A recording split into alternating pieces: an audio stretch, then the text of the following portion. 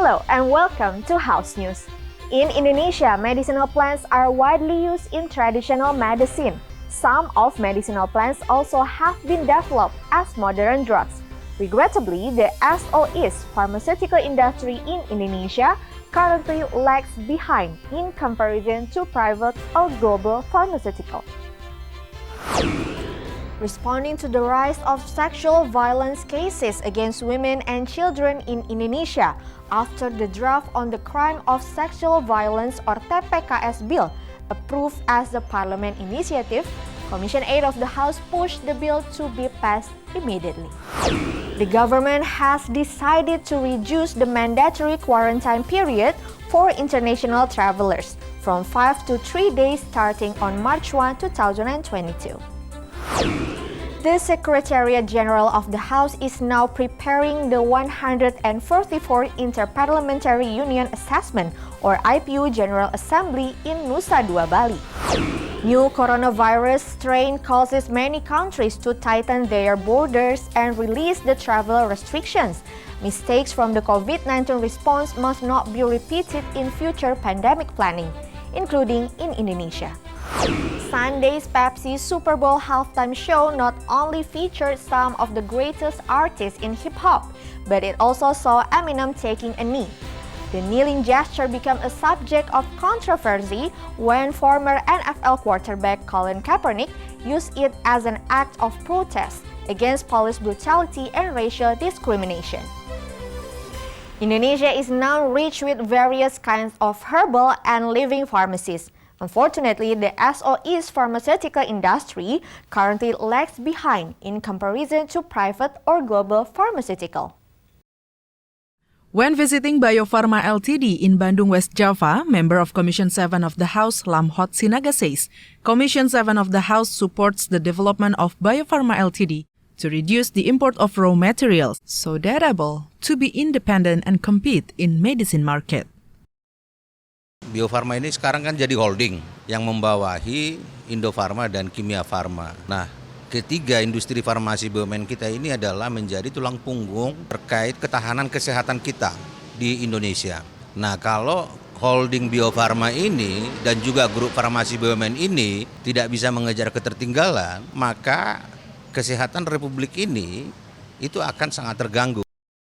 Meanwhile, other member of Commission 7, Mukhtaruddin, emphasizes the pharmaceutical industry is a strategic industry for the country. Therefore, the Ministry of Industry should support Bio Farma Ltd to increase the production of medicine which is needed by the community by prioritizing domestic ingredients. Kami dari Komisi 7 akan concern kepada bagaimana sih peran negara ya dalam hal ini industri, perindustrian dalam konteks menjamin peningkatan produktivitas atau produksi dari industri farmasi yang di tanah air. Previously, state-owned pharmaceutical industry led by Bio Farma Ltd was established to press import of pharmaceutical raw materials from 90% to 75%, with expectation that pharmaceutical products can be evenly distributed and create a spirit of innovation to produce new products that can compete with foreign products. From West Java, Nur Fuad, TVR Parlemen reports.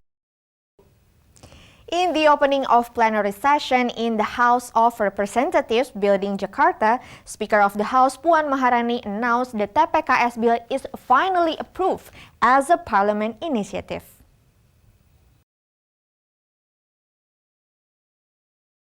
Member of Commission 8, Endang Maria Astuti says this is exactly the proper time to approve the TPKS bill to provide legal certainty for the victims.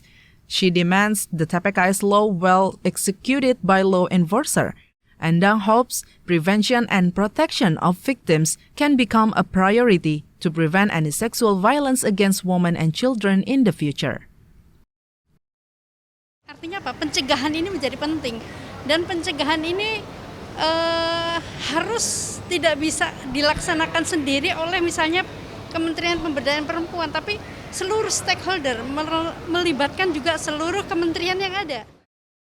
At the same moment, member of Commission 3 Didik Mukrianto says the TPKS law must provide deterrent effects on sexual violence perpetrators. Didik hopes protection against victims of violence can be the main priority of law enforcement. With the approval of the TPKS bill, it is expected to be able to eliminate all kinds of violence to women and children. Ya, justru itu kita berharap bahwa norma-norma perlindungan-perlindungan terkait dengan kekerasan seksual ini harus dirumuskan dalam satu norma di Undang-Undang Tindak Pidana Kekerasan Seksual, termasuk melindungi pihak-pihak ataupun korban-korban yang secara fisik maupun mental mendapatkan tekanan, mendapatkan ancaman, mendapatkan intimidasi begitu. Hilman Hidayat and Rangga, TVR Parlemen, report. Have you ever get your vaccine booster? Reporting from the official website of the Cabinet Secretariat, the government will make adjustment to the quarantine policy for foreign travelers. Quarantine rules from abroad will be looser for international travelers who have carried out booster vaccinations.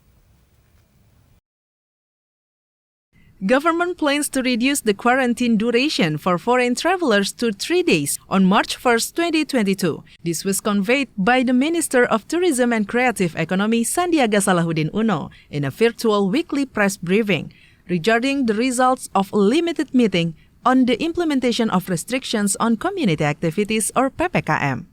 However, Sandiaga added foreign travelers still had to carry out the PCR test as an entry and exit test on the third day. Government claims in the pandemic condition improve and the community shows high compliance, the government will consider to remove the quarantine policy for foreign travelers. Sandiaga hopes the policy will serve as a reference for industry players, especially tourism, that Indonesia is heading for economic revival and recovery. The Secretariat General of the House has finalized the preparation for the 144th Inter-Parliamentary Union Assessment, or IPU General Assembly, which will be held on 20 to 24 March 2022 in Nusa Dua, Bali. This World Parliament's great event will be held with strict health protocols to anticipate the spread of new variant of coronavirus, Omicron. The Secretariat General's Deputy Chairman for Conference Affairs, Damayanti, says, aside from preparing materials for the event, the General Secretariat of the House will also focus on preparing the health protocols by involving the National Board for Disaster Management or BNPB, Ministry of Health and Ministry of Law and Human Rights. Maya also admit that the Speaker of the House has demanded to limit the attendance of participants to anticipate the spread of the coronavirus.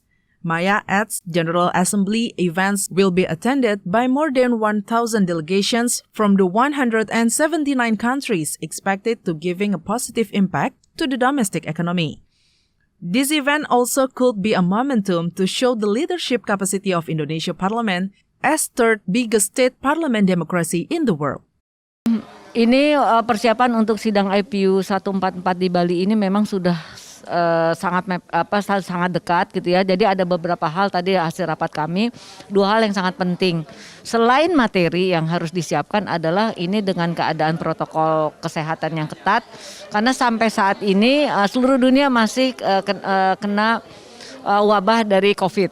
Untuk itu memang perlu ada persiapan khususnya untuk masalah kesehatan. TVR Parliament Team report.